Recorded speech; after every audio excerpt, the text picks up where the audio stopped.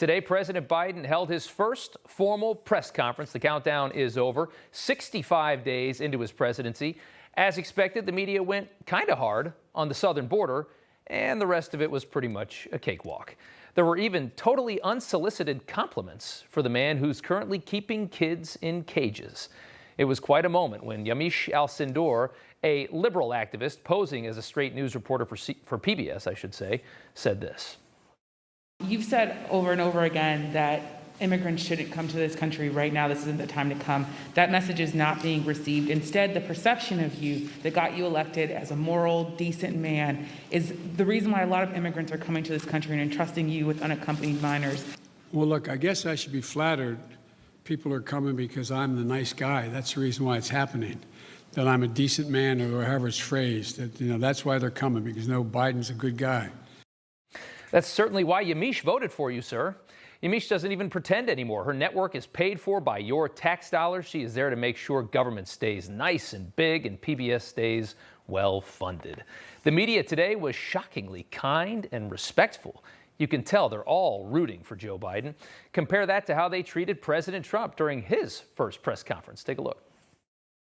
I guess my question is, why should Americans trust you when you accuse the information they receive of being fake when you're providing information that's Well, I was given that information. It sounds as though you do not have much credibility here when it comes to leaking, if that is something that you encouraged during the campaign. Fair question. Ready? If I may ask you that. No, but let me do one at a time. Do you mind? I was hoping that we could get a yes or no answer on one of these questions involving Russia. Can you say whether you are aware that anyone who advised your campaign had contacts with Russia during the course of the election?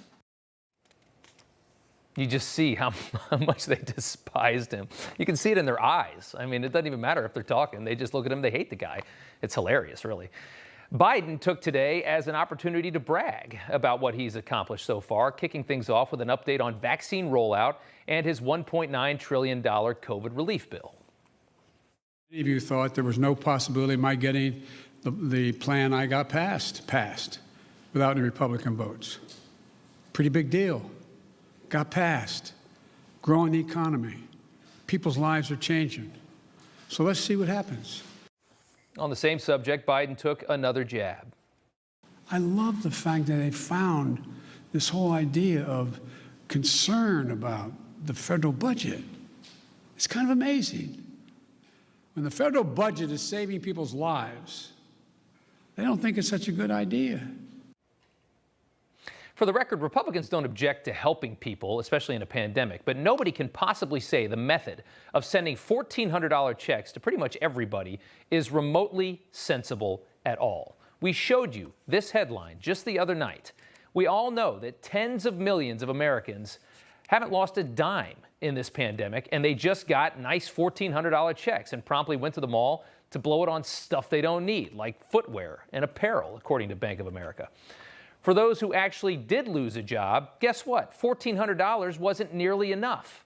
And we all know it. This was a really stupid way to try and help people through a pandemic, and nobody wants to admit that. The only remotely tough questions that Biden got today in this softball game were about the border. With a disaster on his hands, Biden was forced to completely change his tune. Watch these two clips back to back. The first one from today, the second one is from 2019. If you take a look at the number of people who are coming, the vast majority, the overwhelming majority of people coming to the border and crossing are being sent back. I would, in fact, make sure that we immediately surge to the border. All those people are seeking asylum. They deserve to be heard. That's who we are. We're a nation that says if you want to flee and you're fleeing oppression, you should come. Define oppression, by the way. Bad economics now, I guess, is depression, according to the Democrat Party. If you're having a hard time, you should come. I guess we can't imagine why the border is a disaster right now. However, to Biden's credit, he did have some bright spots. We're going to show them to you. Biden got a layup question from CBS that gave him a very nice moment of compassion over the story of a mother who sent her 9-year-old son away with coyotes to come to the United States. How old was he or she? He's 9. I also met a 10-year-old. A 9-year-old. I'm going to send him on a 1,000-mile journey across the desert. What a desperate act to have to take. The circumstances must be horrible. No matter your politics, that's a winner. That's a good moment. That's compassion, and people eat that stuff up. The problem is, in this country, we are slowly drowning in our own compassion. We no longer run this place like a business. We run it like a charity. Liberals are ready to adopt the entire world and pay for them with your money. Biden was cruising along for the first 15 minutes of all of this, and then there was a brief system meltdown, if you will. Take a look. So the best way to get something done, if it holds near and dear to you that you like to be able to, anyway, we're going to get a lot done. And if we have to, if there's complete lockdown and chaos as a consequence of the filibuster, then we'll have to go beyond what I'm talking about. So you had a moment there. Another example occurred when the president was asked about gun control. Here's the question. You had said to stay tuned for actions that you might take on gun control. Wondering if you've made a decision. All right, so that was the question, gun control. Let's watch together how he responds, and remember, the question was about gun control. I still think the majority of the American people don't like the fact that we are now ranked, 85th in the world in infrastructure. I mean, look, the future rests on whether or not we have the best bridges. More than 1/3 of our bridges, 231,000 of them, need repairs. Some are physical safety risks. We got the bridges, we got something about methane. There was a lot in that answer. And again, I don't want to shame this man for losing a step. That's not what I'm here to do. But I think we can all agree that the president doesn't really have the capacity to be running the most powerful country in the world. I think that's a fair statement. If you can't agree with that, I don't know what to tell you. Also today, even after Mexico's President Obrador blamed Biden for the migrant disaster, the president's still holding the line and placing the blame on Donald Trump.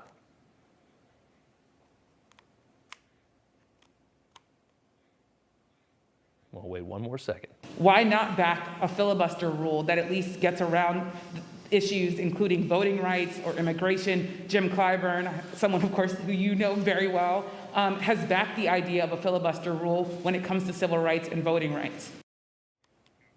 Our good friend Yamiche, the socialist over at PBS, had one more great moment. The filibuster, of course, is now a racist tool. It wasn't racist, though, all the times Democrats use it. It's just now racist. Check it out.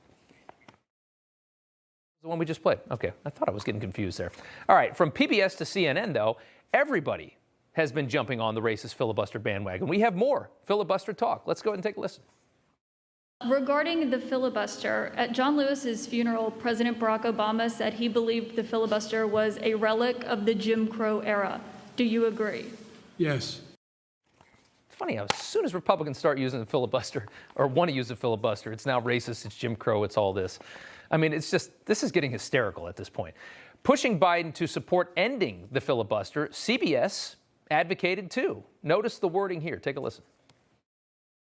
Are you worried that if you don't manage to pass voting rights legislation, that your party is going to lose seats and possibly lose control of the House and the Senate in 2022? I mean, there was wording in there where she talked about how basically it's a suppression of voting, that voting rules are now suppressing voting. Biden said Republicans' push to suppress voters was sick, citing a bill that's passing today in Georgia that includes regulations on absentee ballots, no more ballot drop boxes, which were only put in liberal areas, curiously enough, and requirements for voter ID. This is what they call suppressing voting. Now imagine this scenario. Imagine we had no voting restrictions at all in this country. Imagine it was just a free-for-all. You could vote 1,000,000 times if you wanted. They took everything in, they counted it up, nobody cared about anything. If Republicans introduced any kind of restriction, the media would declare that voter suppression, because that would lead to less votes. That's a fact.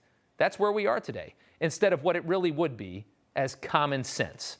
And again, there's a reason why they don't just let all this nonsense happen in most civilized places. One thing the president did not do today was take any questions at all from conservative media. Hey, I'm Rob Finnerty. Thanks for watching. If you enjoyed this video, please join the conversation in the comments below. Don't forget to subscribe, too. Hit the bell icon to be alerted to breaking news. And remember, there's a whole lot more on Newsmax TV, America's fastest growing cable news network. Newsmax TV, we're real news for real people.